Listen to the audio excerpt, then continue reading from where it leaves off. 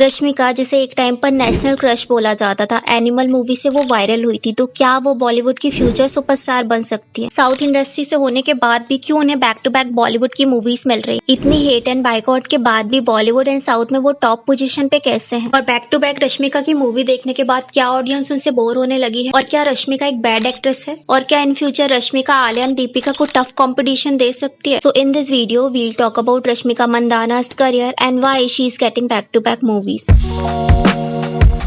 रश्मिका कर्नाटक से बिलोंग करती है और उन्होंने अपने करियर की शुरुआत 2016 की मूवी किरिक पार्टी से करी थी and this movie was super hit. 4 crore की बनी इस मूवी ने अभी तक 50 करोड़ का कलेक्शन किया। फिर 2017 से 2021 तक रश्मिका ने काफी सारी तेलुगु एंड कन्नड़ा मूवी में वर्क किया, बट 2021 की जो पुष्पा 1 मूवी थी ना, वो मैसिव हिट हुई। मैंने सोचा था पहली चुम्मी पति को दूंगी, अपने पति को।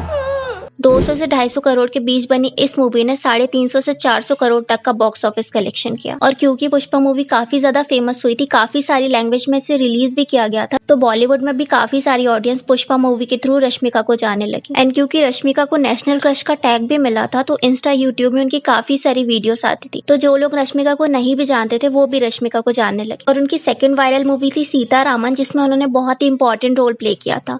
Sorry. Thank you for the letter. Ram Sindai. हालांकि इस मूवी में मृणाल ठाकुर को काफी ज्यादा अप्रिशिएशन मिली थी, बट रश्मिका को भी काफी पसंद किया गया। एंड इसी साल 2022 में उन्हें गुड बाय मूवी मिली, जो उनकी फर्स्ट बॉलीवुड मूवी थी, बट ये मूवी फ्लॉप थी। बट 2023 का जो ईयर था ना, वो रश्मिका के करियर के लिए सबसे इम्पोर्टेंट था, क्योंकि इस साल उनकी 3 मूवी आने वाली थी, which is Varisu, Mission Majnu and Animal. तो जो वर्षु मूवी थी वो तमिल मूवी थी एंड इस मूवी ने 200 करोड़ के ऊपर का कलेक्शन किया। और जो उनकी बॉलीवुड मूवी एनिमल थी, उसने भी अभी तक 900 से 1000 करोड़ का कलेक्शन किया।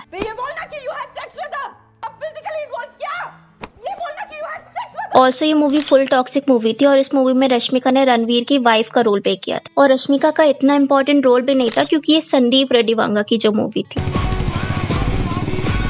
बट जो एक डायलॉग रश्मिका का था, उसकी वजह से उन्हें काफी ज्यादा ट्रोल किया गया। यार जोक नहीं, रोग है। I really wish I had died that day. मुंह से सुपारी निकाल के बात कर रहे बा। क्योंकि ये डायलॉग इंग्लिश में था एंड रश्मिका की मदर टंग साउथ, तो जो दोनों एक्सेंट है वो मिक्स होगा। एंड वैसे ये डायलॉग था जरूर ट्रोल करने के लायक, बट इसमें डायरेक्टर की भी उतनी ही गलती है, क्योंकि मूवी के डायरेक्टर संदीप सर ने इसे अप्रूव किया, और अप्रूव भी इसीलिए किया हुआ क्योंकि संदीप सर मूवी में टॉक्सिक मेल कैरेक्टर पे ज्यादा फोकस करते हैं। तो एनिमल मूवी के बाद रश्मिका वायरल हो गई। ऑल्सो 2024 में उनकी पुष्पा 2 मूवी भी आई, जो कि अगेन ब्लॉकबस्टर थी। देखा ये मेरा पति। पुष्पा सिर्फ एक नाम नहीं है, पुष्पा मतलब ब्रांड। और इस मूवी ने 1000 करोड़ से ऊपर की अर्निंग करी। एंड क्योंकि रश्मिका वायरल हो गई थी, तो रश्मिका के पास काफी सारे मूवीज के ऑफर। एंड कुछ भी कहो, रश्मिका बहुत लकी है, क्योंकि उसने बैक टू बैक काफी ज्यादा सक्सेसफुल मूवी दी। तो अभी 2025 में रश्मिका की छाबा मूवी आती है, जो कि अगेन ब्लॉकबस्टर रही, और इस मूवी ने अभी तक 700 करोड़ के ऊपर का कलेक्शन कर लिया।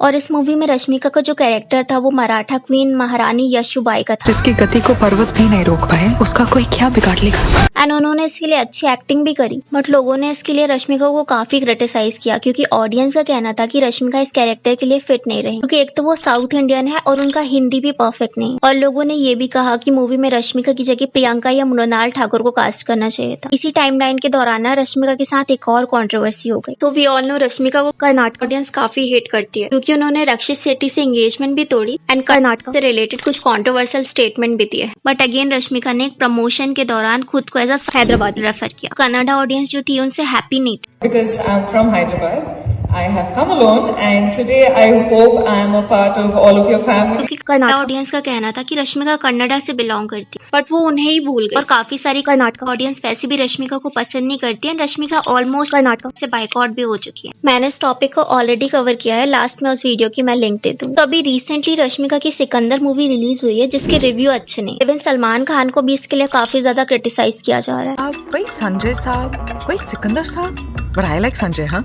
बट सिंस ये सलमान सर की मूवी है, तो रश्मिका के लिए बेनिफिशियल भी रहेगी। और मूवी बुरी होने के बाद भी ऑलमोस्ट ये 100 करोड़ 200 करोड़ से ऊपर का कलेक्शन कर ही लेगी। ऑल्सो सिकंदर मूवी के प्रमोशन के दौरान सलमान खान ने एक बात बोली कि शायद रश्मिका की जब बेटी बड़ी होगी ना, तो वो उसके साथ भी वर्क करेंगे। अब जब इनकी शादी हो जाएगी, बच्ची हो जाएगी, स्टार हो जाएगी, वो सभी काम करेंगे ना, मम्मी का परमिशन तो मिल ही जाएगा। अब आप सोच के देखो, सलमान उस टाइम 80-90 साल के रहेंगे एंड सुन के ही कितना वियर्ड लग रहा है। तो उर्वशी को हमने बेकार में ही ट्रोल किया कि उन्होंने 64 ईयर ओल्ड पर्सन पर्सन के साथ वर्क किया। सबके रियल प्रॉब्लम तो हमारे बॉलीवुड में ही। तो सिकंदर मूवी के बाद ना रश्मिका के पास 4 और प्रोजेक्ट है, जैसे कुबेरा जो एक तेलुगु मूवी है एंड ये हिंदी एंड तमिल लैंग्वेज में भी रिलीज होगी और इसमें काफी big south actor Dhanush and Nagarjuna है। सेकंड द गर्लफ्रेंड जो कि तेलुगु मूवी है एंड थर्ड मूवी थांबा है जो कि मद्दोक प्रोडक्शन की है और इसमें रश्मिका के अपोजिट आयुष्मान खुराना है, नवाजुद्दीन सिद्दीकी जैसे बिग स्टार है। ऑल्सो एक और मूवी रेनबो उनकी प्रोडक्शन में है। सो ये मूवी तो ऑलरेडी अनाउंस हो गई है। इसके अलावा काफी सारी मूवी भी होंगी जो कि अनाउंस नहीं होंगी। सो रश्मिका का अगर हम करियर ग्राफ देखें तो रश्मिका ने 2016 से अभी तक 22 मूवी करी, जिसमें से मोस्टली मूवी उनकी सुपर हिट रही है। और अगर हम उनकी एक्टिंग की बात करें ना तो her acting was good, but Rashmika का जो हिंदी एक्सेंट है ना वो साउथ इंडियन साउंड करता है। वो क्लीन हिंदी प्रॉपरली नहीं बोल पाती, जिस वजह से उनकी एक्टिंग को क्रिटिसाइज किया जाता है। एंड आई थिंक इस क्रिटिसिज्म को रश्मिका को पॉजिटिव वे में लेना चाहिए और उन्हें अपनी हिंदी इंप्रूव करनी चाहिए। सो अब हमारा ये क्वेश्चन आता है कि रश्मिका को बैक टू बैक मूवी कैसे मिल रही है। अब इसके हमें 2 आंसर देखने को मिलते हैं। फर्स्ट ये कि एनिमल मूवी से वो ट्रेंडिंग हो गई एंड वी ऑल नो जो भी एक्टर या एक्ट्रेसेस ट्रेंडिंग में रहती हैं